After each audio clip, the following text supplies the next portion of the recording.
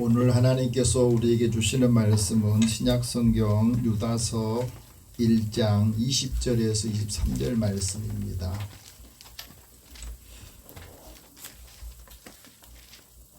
여러분이 갖고 계신 성경 신약 398면 되겠습니다. 우리 함께 이 말씀을 읽으면서 사도 유다를 통해서 우리에게 주신 말씀 받기를 원합니다. 같이 읽겠습니다. 사랑하는 자들아, 너희는 너희의 지극히 거룩한 믿음 위에 자신을 세우며 성령으로 기도하며 하나님의 사랑 안에서 자신을 지키며 영생에 이르도록 우리 주 예수 그리스도의 긍휼을 기다리라. 어떤 의심하는 자들을 긍휼히 여기라. 또 어떤 자를 불에서 끌어내어 구원하라. 또 어떤 자를 그 육체로 더럽힌 옷까지도 미워하되 두려움으로 긍휼히 여기라. 아멘. 잠깐 기도하겠습니다. 사랑의 하나님, 오늘도 저희들을 부르셔서 주님 앞에 나와 예배드리며 주의 말씀을 받고자 합니다. 듣는 마음을 주시고 주의 음성을 듣고 우리의 삶의 새로운 변화와 사랑이 풍성해지는 삶을 통해서 먼저 가족들에게 하나님의 은혜가 듬뿍 하나님의 사랑이 느껴질 때까지 사랑하게 하여 주시고 그리스도인으로서의 역할을 잘 감당하여서 믿음의 가정에 또 하나님의 선한 일들을 감당하게 하여 주시옵소서. 사랑하는 자녀들을 통해서 곁에 있는 사람들이 복을 받게 하여 주시고 하나님의 은혜를 체험하도록 인도해 주옵소서. 예수님의 이름으로 기도드립니다. 아멘. 우리 옆에 계신 분들에게 서로 인사 나눕시다. 하나님 당신을 사랑하십니다. 하나님 당신을 사랑하십니다. 하나님 은혜가 함께하기를 축복합니다. 하나님 은혜가 함께하기를 축복합니다. 우리가 믿음으로 산다, 또 하나님의 은혜 가운데 산다 하고 살지만 그게 생활에 또 실천하는 일에는 늘 부족하다는 것을 느낄 수 있습니다. 미국의 저스틴 위트머 얼리라고 하는 변호사가 있습니다. 이분이 영문학을 전공하고 중국 상하이에서 4년 동안 선교사로 일을 했답니다. 그러다가 다시 법학을 공부해서 학위를 받고 비즈니스 변호사가 되어 있습니다. 그런데 이분이 친구들과 함께 어느 날 자신들의 일상에 대한 이야기를 하면서 생활의 리듬이나 또 우리의 삶의 습관에 대해서 이야기를 하는 것을 모아가지고 책을 썼습니다. 크리스천의 일상 정리법이라고, 믿음과 삶이 일치하는 매주의 실천 방안에 대해서 쭉 한번 정리를 해본 글입니다. 거기 보면 이런 말이 나와요. 우리가 살고 있는 삶의 자리에서 습관이라는 것은 그게 아주 단순한데 그 단순한 습관들이 영혼에 굉장히 큰 영향을 끼치더라는 겁니다. 하나님을 사랑하고 이웃을 사랑하는 이것도 사람들마다 조금 다 다르지만은 궁극적인 목적을 보면은 공통적인 그 규칙이 있더라는 거예요. 우리가 혼돈의 시대를 살고 있는데 그 혼돈의 시대에서 사랑하는 삶을 살 수 있을까? 다들 고민을 한다는 겁니다. 그래서 그는 매일 아침 오전에 또 잠들기 전에 무릎 꿇고 하나님 앞에 기도를 드리는 겁니다. 기도로 사랑 안에서 하루를 보낸 그 삶을 살면서 느낀 거, 또 다른 사람과 한 끼 식사를 나누면서 내가 받은 사랑을 같이 나눌 수 있다고 하는 거. 휴대전화를 자주 우리가 사용하고 있기 때문에 거기에 많은 시간들을 쏟아붓고 있는데 그 휴대전화 1시간이라도 좀 꺼놓고 다른 사람과 같이 함께 교제를 나누는 시간을 갖는 것. 휴대전화 보기 전에 성경을 읽고 그 사랑받는 자녀들의 정체성을 확인하는 것. 이런 것들을 하나씩 하나씩 이제 실천해 보았답니다. 그러면서 우리의 생활에 필요한 것을 눈뜨기 위해서 하루 금식도 하고 또 한계를 받아들이면서 휴식하고 또 힘을 안식을 얻게 되었다. 그런 이야기예요. 우리가 살아가면서 우리는 무한한 자유를 누리고 싶은데 사람들이 누리는 자유도 한계가 있습니다. 한계를 정해야 된다는 거예요. 습관의 구조가 바뀌지 않으면 우리가 하나님 믿는 자녀이지만은 그 자녀들이 하나님의 자녀로서 정말로 생각하는 대로 살지 못하는 이유가, 온전하게 살지 못하는 이유가 우리의 의식은 하나님의 자녀인데 습관이 세상 사람들과 다를 바 없이 살기 때문에 그것을 제대로 살지 못하더라 하는 것을 깨닫게 된 거예요. 단순한 삶이, 습관들이 자신의 영혼에, 자신의 삶에 전반을 바꾸는 일이 생기더라는 거예요. 그러면서 우리는 무한한 자유를 누리고 싶은데 이 무한한 자유 때문에 하나님께 불순종한 일이 생긴 게 바로 에덴 동산에서 일이었다. 아담과 하와가 한계 없는 자유를 탐하다가 하나님 말씀에 불순종하듯이 우리도 내 자유를 마음대로 누리려고 하다 보면 하나님 말씀을 잊고 망각하고 살 때가 많이 있다 하는 것을 알게 된 겁니다. 그래서 매일매일 우리가 생활하는 이 습관의 40%가 이 습관의 결과물이라는 거예요. 하나님이 주신 삶의 목적에 맞게 내 습관을 조율하지 않으면 세상이 주입하는 여러 가지 습관들이 내 모습을 그대로 형성하게 되더라는 거예요. 여러분 어떻습니까? 우리 일상에서 습관이 굉장히 중요해요.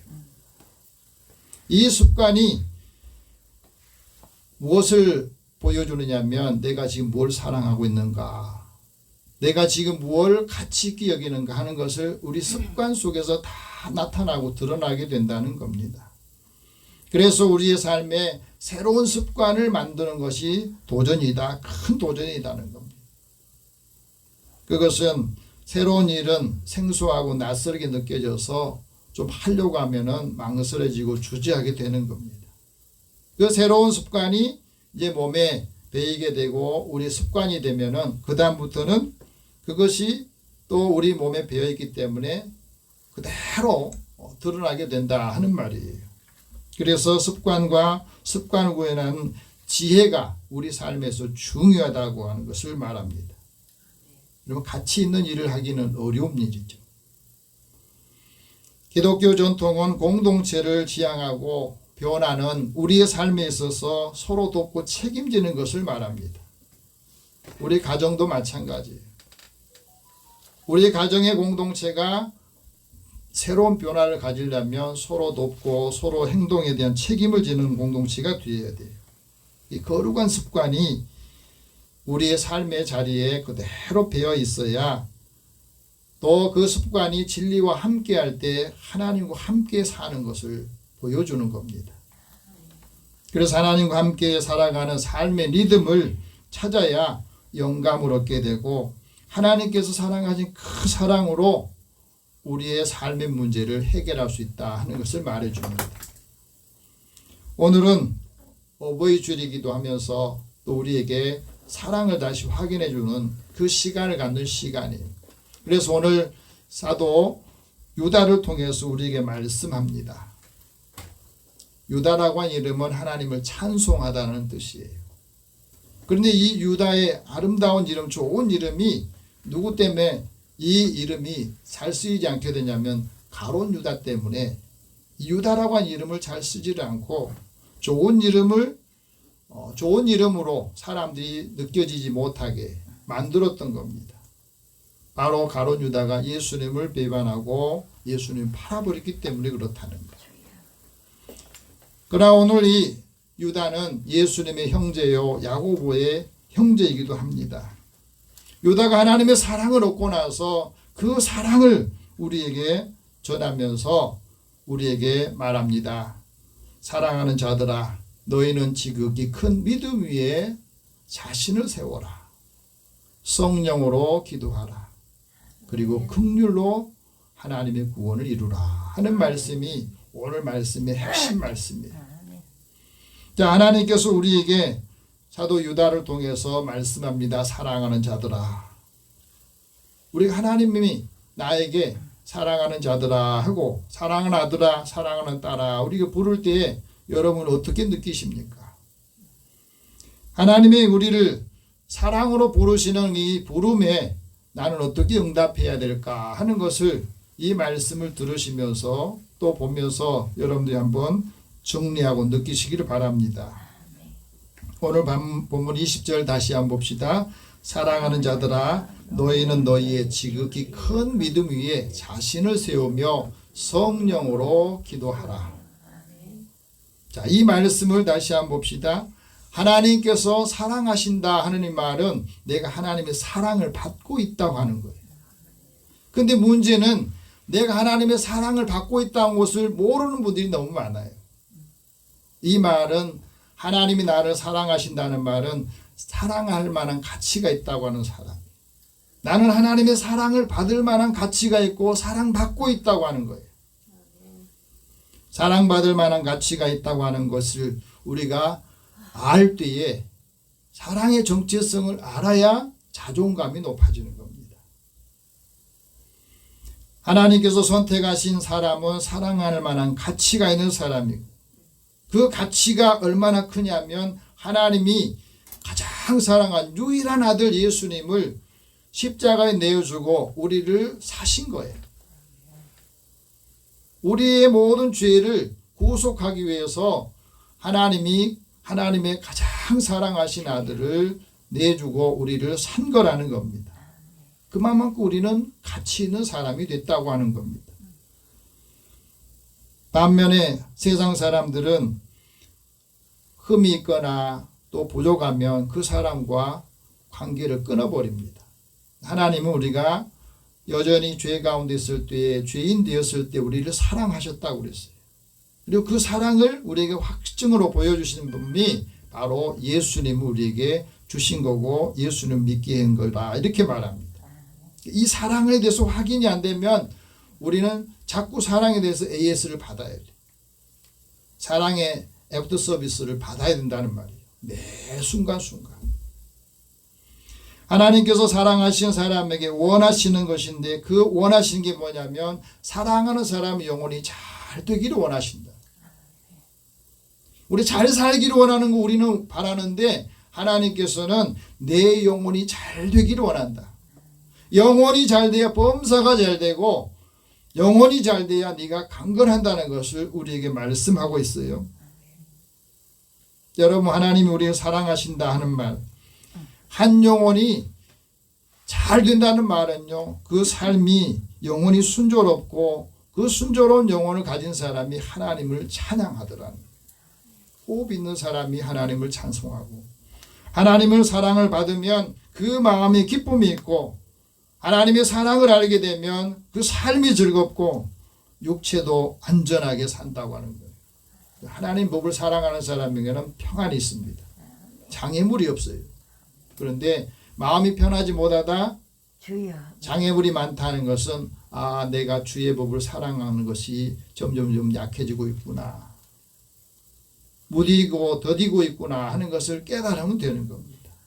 내 삶의 장애물이 왜 이렇게 많을까 하면은 내가 하나님의 법을 따라 살지 않고 내 법으로 내 마음대로 내가 하고 싶은 대로 하고 있구나 하고 그걸 알게 되면 돼요. 그래서 다시 하나님의 법을 따르게 되는 겁니다. 신학자 헨리 두르먼트가 이런 말합니다. 인생을 돌아보면 내가 제대로 살았구나. 그렇게 생각하는 순간은 사랑하는 마음으로 살았던 순간뿐이라는 거예요. 여러분 어떻게 생각하세요? 내가 지금까지 내 인생을 돌아보니 내가 정말 제대로 살았구나. 내가 정말 잘 살았구나. 잘 살고 있구나 하는 것을 여러분 그렇게 생각하고 느끼십니까? 내 인생을 제대로 살았다 이렇게 느낄 때에 삶의 보람이 있는 거예요. 나태주 시인이 충남 공주에 그 풀꽃 문학관을 만들어 놓고 그곳에서 이제 시를 쓰고 작품 활동을 많이 하는데 이분이 이런 이야기를 해요. 나는 가난한 집안에서 태어나서 굉장히 어려운 상황에 살았다. 키도 또래보다 작고 공부도 잘하지 못해서 우등생도 아니었다. 다른 사람보다 특출난 것이 없었다. 그래서 나를 사랑해 줄 사람 없다고 생각했다. 그래 나중에 알게 된 것은 나를 사랑해 준 선생님이 계셨다는 것을 나중에야 깨달았다는 거예요.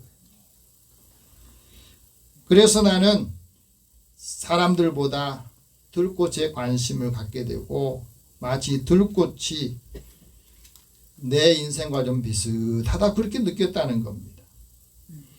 그래서 이 들꽃을 이제 자세히 보면서 그걸 가지고 이제 시를 쓰면서 들꽃다 이야기를 한 거예요. 자세히 보니 참 예쁘구나. 오래 보니 사랑스럽구나. 네가 그렇다. 그래 하래 돼요. 옆에 계신 분이 한번 이렇게 한번 말해봅시다. 자세히 보니 예쁩니다. 오래 보아야 사랑스럽습니다. 오래 보아야 사랑스럽습니다. 오래 보아야 되거든요. 자세히 보고 오래 보니까 예쁘고 사랑스럽더라는 거예요. 들꽃을 보면서 그런 것을 느끼면서 들꽃을 보면서 많은 시를 쓰고 또 수필과 산문을 쓰는데 이것을 하나하나 쓰다 보니까 200권의 책을 내게 되더래요. 그러니까 나중에는 들꽃이 자신을 베스트셀러 작가로 만들어주고 베스트셀러 작가가 되니까 이 생활에 여유가 생기면서 좀 물질이 여유가 생기니까 다른 사람이 주는 것을 좀 더 풍족하게 주면서 너무너무 감사하더라는 거예요. 오랫동안 자신이 이 시작 활동하고 시인으로서 역할을 하는데 15살부터 70살까지는 빚도 없이 알려지지도 않고 그런 가운데서 계속해서 시를 쓰고 또 작품 활동을 하게 되는데 이렇게 오랫동안 활동을 할 수 있었던 비결이 내가 잘나서 잘해서 그런 것이 아니라 그 일을 좋아했기 때문이라는 겁니다. 43년 동안 교사로 일하면서 자신의 마음을 표현하는 삶을 살았는데 사실은 자기의 집을 보면은 무당 집안에서 태어나서 기독교와는 굉장히 거리가 먼 삶을 살았다는 거예요. 그런데도 다행스러운 것은 기독교인 아내를 만나서 결혼하게 됐는데 아내가 교회 나가고 신앙생활한 걸 막지 않았대요. 그것이 자신에게는 큰 은혜가 됐다는 겁니다. 어느 날 죽을 병에 걸려서 죽을 고비를 맞게 됐는데 거기서 기적적으로 다시 살아나면서 2007년도에 극적으로 하나님을 인격적으로 만나는 기회가 되었답니다. 그래서 이 신앙 안에 들어오게 됐는데 이분이 복음성을 좋아하는 것이 하나 있답니다. 세상에서 방황할 때 나 주님을 몰랐네. 내 마음대로 고집하며 온갖 죄를 저질렀네. 예수여, 이 죄인도 용서받을 수 있습니까? 벌레만 또 못한 내가 용서받을 수 있습니까? 이 찬송을 자신은 너무 좋아한답니다. 그런데 돌아놓고 보니까 인생을 살 때 고비고비마다 예비하신 하나님의 일회가 있었다고 하는 사실을 알게 됩니다. 자신이 예수님 믿고 또 기적적으로 죽음에서 다시 살아나는 것을 보면서 예수 믿지 않은 부모님도 이제 교회에 나오게 되고 또 교회 가는 즐거움을 누리면서 산다는 것이 중요하다는 거예요. 여러분 어떻습니까? 신앙생활하고 예수 믿고 교회에 나가서 하나님 말씀 듣고 찬송하는 삶이 그렇게 기쁘다고 여러분 느끼십니까? 주일마다 기다려주는 것은 주일이 되면 아침을 먹지 않고 교회에 나온답니다. 왜? 교회에서 국수를 하는데 그 국수 맛이 너무너무 좋아가지고 그래서 국수 먹는 재미가 너무 좋다는 거예요. 하나님 말씀을 듣고 설교를 통해서 일주일 동안 살아갈 힘을 얻습니다. 하나님께서는 내가 몰랐을 때에도 나를 사랑하셨던 거예요. 그리고 나를 받아주셔서 기쁜 마음으로 가슴에 희망이 피어나고 있습니다. 나는 어렸을 때 마이너스 인생을 살았는데 마이너스 인생을 살았던 것이 마이너 인생을 사는 사람들에게 위로하는 그 은혜를 받았습니다. 그리고 우리는 모두 메이저 인생으로 가는 길을 가고 있습니다. 예수를 알고 나니까 이제는 마이너 인생에서 메이저 인생으로 가는 삶으로 사람들을 인도해 주는 역할을 하고 있다는 것에 감사한다는 거예요. 여러분 어떻습니까? 하나님께서 사랑하는 사람에게 두 가지를 말씀하는데 하나는 지극히 거룩한 믿음 위에 자신을 세우라 하고 말씀합니다. 여기서 거룩한 믿음은 이 거룩이라는 것은 하나님께 속한 거거든요. 내가 거룩하니 너희도 거룩해라. 내가 너희를 구별했으니 너희도 구별된 의식을 가지고 살아라. 이 말씀 우리에게 하고 계십니다. 거룩한 믿음이 하나님께 속한 믿음이요. 거룩한 믿음이 절대 순종하는 믿음이요. 거룩한 믿음이 그 말씀을 절대 사모하면서 그 말씀대로 사는 믿음이라는 이 거룩한 믿음을 가질 때 기적을 체험하게 된 겁니다.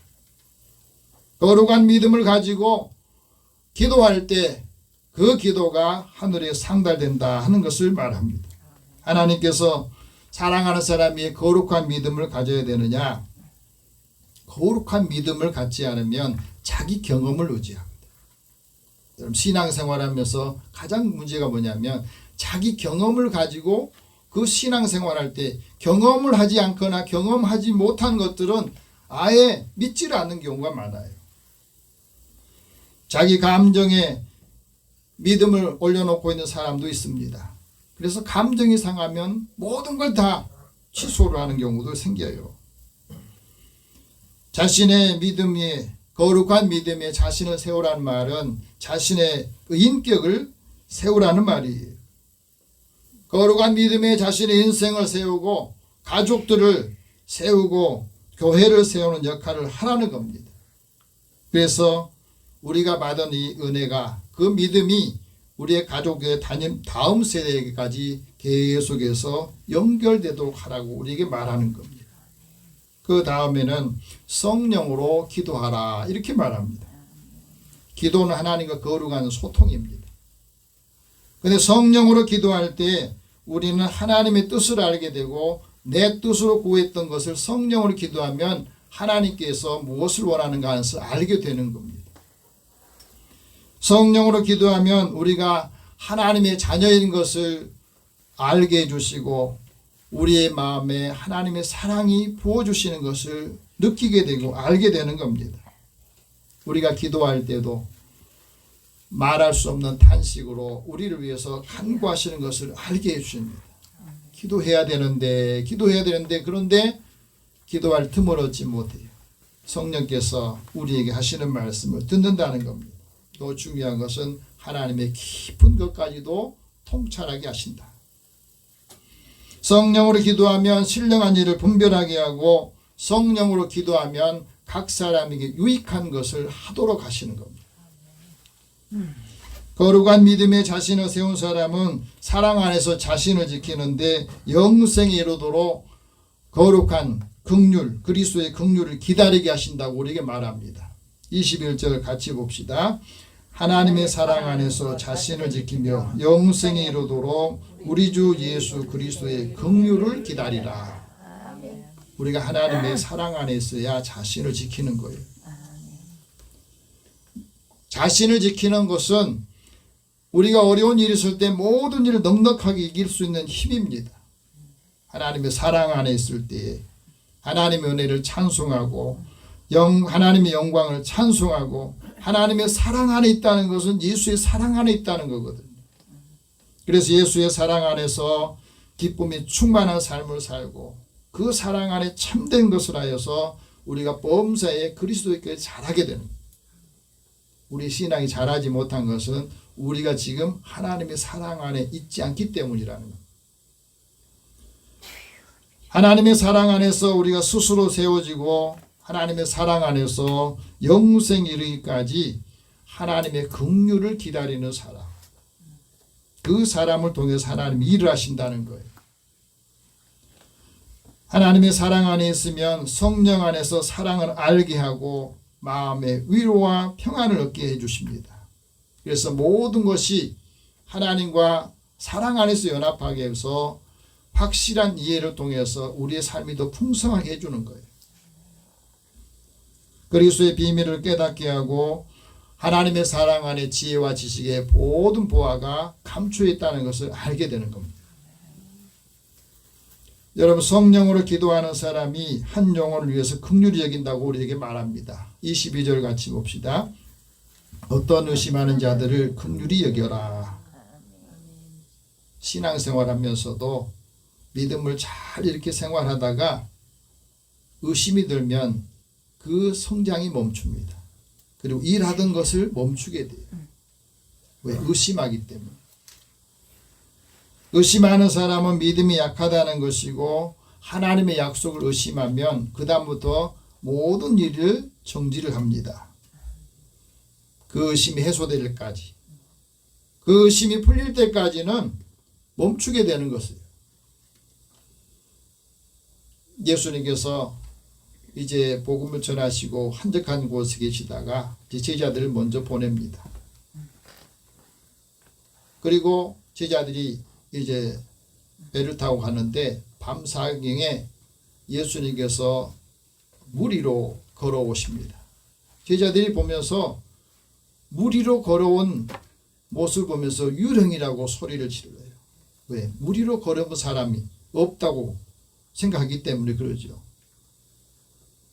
유령이라 소리치니까, 무서우면서 소리치니까 예수님께서 말해요.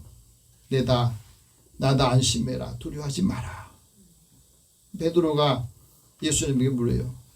정말 주님이라면 나에게 말씀하셔서 나도 물이 좀 걸어오게 해보라 하십시오. 그러니까 그럼 와라. 그래서 와라 하는 말을 듣고 베드로가 배에서 내려서 물 위로 걸어가요. 놀라운 것을 체험하잖아요. 예수님이 오라 하니까 이게 물이라고 생각하지 않고 그냥 물 위로 걸어가는 겁니다. 그런데 바람이 불면서 파도가 팍 치니까 거기에서 무서워가지고 그냥 빠져드는 거예요. 아버지. 베드로가 주여 나를 구원해 주셔서 나를 건져 주십시오 하니까 예수님이 즉시 손을 내밀어서 베드로를 붙잡아 다시 건져 주시면서 말해요. 믿음이 작은 자여, 왜 의심했느냐. 굉장히 중요한 말씀이거든요. 예수님 오락했을 때는 아무 생각하지 않고 그냥 예수님을 바라보고 갈 때는 물 위로 걸었는데 예수님을 놓치니까 물속에 빠져드는 것처럼 우리도 예수님 바라보고 가면은 우리의 상황이 할 수 없다고 하는 상황에서도 할 수 있는 삶을 살다가 세상을 바라보고 세상의 것들을 생각하면 세상에 빠져버리는 것을 말이에요. 유혹에 빠지기도 하는 거예요. 그때 주여 나를 구원해 주세요. 건져 주세요. 부르짖는 것을 우리에게 가르쳐주는 말씀이에요. 여러분, 우리가 신앙생활하면서 마음에 의심이 들 때가 있습니다. 그 의심이 들 때 그 의심에 든 사람을 긍휼히 여기라고 말씀하시잖아요. 이게 예수님 마음이고 하나님 마음이라는, 긍휼이라고 하는 것은 죄에 비참해진 사람에게 하나님께 베푸신 사랑을 말합니다. 그래서 긍휼은 하나님의 것을 말해요. 이 긍휼히 여기는 자에게 하나님께서는 긍휼히 여긴다 하고 말합니다. 믿음이 약한 사람들 너희가 봤을 때 그 사람을 비판하지 말고 긍휼히 여기면서 기다리라 하는 말씀합니다.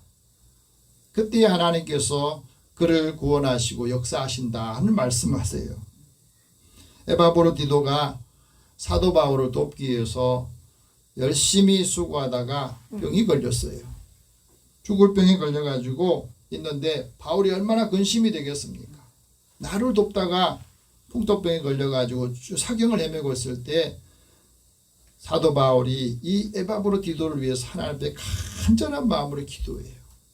근데 하나님께서 긍휼히 여기셔서 그 기도를 들어주셔서 치유해 주시고 이 치유한 것을 통해서 사도 바울이 하나님의 은혜로 근심에서 벗어나게 되었다 이렇게 말합니다. 우리가 신앙생활하면서 그리스도인들에게 왜 긍휼히 여기라고 했느냐, 의심하는 사람들 왜 긍휼히 여기라고 했느냐, 그건 바로 불에서 그 사람을 끌어내어서 구원해야 되기 때문에 그렇습니다. 오늘 보면 23절 같이 봅시다. 또 어떤 자를 불에서 끌어내어 구원하라. 또 어떤 자를 그 육체로 더럽힌 옷까지도 미워하되 두려움으로 긍휼히 여기라. 우리 신앙생활하면서 제일 큰 문제가 뭔 줄 아세요? 사탄이 제일 좋아하는 사람이 누구냐면 종교인이에요. 하나님을 믿는데 우리가 그리스도인으로 살지 않고 종교인으로 사는 사람을 사탄이 제일 좋아해요. 그 종교인을 사탄이 이용해서 예수님을 십자가에 못 박고 예수님을 죽게 하는 거죠. 종교인이 되어서는 안 됩니다. 그리스도인이 되어야 돼요. 하나님의 은혜를 알고 그 사랑을 받은 사람은 그리스도의 사람이 되어야 그리스도인의 그 역할을 감당할 수 있다는 거예요. 그래서 우리에게 말합니다. 종교인을 끌어내어서 그리스도인이 되게 하는 거, 하나님의 자녀가 되게 하는 거, 그리스도가 없는 교회, 그리스도가 없는 교회에서 하나님의 영광을 구하는 것에서 그리스도의 삶을 사는 교회가 되기를 하나님께서 원하시는 거예요. 그래야 역동성 있는 삶을 사는 겁니다. 하나님의 사랑이, 하나님의 은혜가 우리를 하나님의 구원에 이르게 하는 것처럼 이 구원을 얻는 사람에게 하나님께서는 위대한 일을 행하게 하신다는 말씀을 하고 계세요. 하나님 우리를 사랑하시고 긍휼히 여기는 이 마음을 가지고 있을 때에 하나님 그리스도의 얼굴을 아는 빛을, 영광의 빛을 우리 마음에 비춰주시는 겁니다. 그 빛이 우리 안에 있을 때 우리 얼굴에서도 그리스도의 빛이 나는 거예요. 오늘 이 빛을 사람들이 보고 싶은 거예요. 왜? 그 영광의 빛을 통해서 그도 하나님의 영광을 얻게 되기 때문에 그렇습니다. 거룩한 믿음에 내 자신을 세우면 그 사람을 통해서 가정이 세워지고 자녀들이 세워지고 교회가 세워지기를 하나님 원하시는 겁니다. 이 은혜가 우리에게 함께 임하셔서 하나님의 기뻐하시는 믿음의 사람 되시기를 축복합니다. 기도하겠습니다. 사랑의 하나님, 그리스도의 사랑을 우리 안에 담고 하나님의 영광의 빛을 아는 빛을 마음에 부어주시어서 하나님의 자녀로서 권세 있게 살고 그리스도인으로서의 역할을 감당하게 하여 주옵소서. 예수님의 이름으로 기도드립니다. 아멘.